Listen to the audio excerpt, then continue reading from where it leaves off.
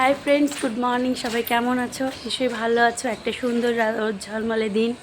দেখো আমি রেডি হয়ে গেছি, মেয়েকে নিয়ে যাচ্ছি স্কুল। আজকে একটা স্পেশাল ডে, আমি ওর বাবা সবাই যাচ্ছি স্কুলে। আজকে ফাদার্স ডে। তো সবাই কেমন আছো বলো, সবাই উঠে পড়ো। যারা যারা ওঠোনি সবাইকে বলছি very very very good morning, শুভ সকাল। তো এই দেখো আমরা পৌঁছে গেছি স্কুলের সামনে। আর এই দেখো গাড়িটা পার্কিং করলাম। মামাম তো স্কুলে যেতেই চাইছে না, ওর বাবার কোলে উঠে বসে আছে দেখো সবাই।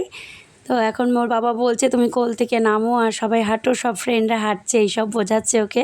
আর ও বলছে আমি স্কুলে যাবোই না, স্কুলে যাবোই না।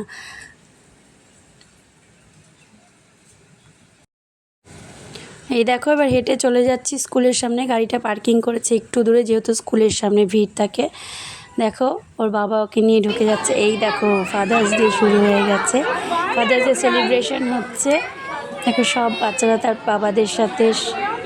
এই দেখো কত সুন্দর লাগছে সবাইকে। বাবাদেরকে একটা গিফট দিয়েছে। এই দেখো সবার গলায় দেখছো টাই, এটা বাচ্চারা সবাই নিজেরা নিজেরা তৈরি করেছে স্কুলে বসে, ম্যামরা হেল্প করেছে অবশ্যই।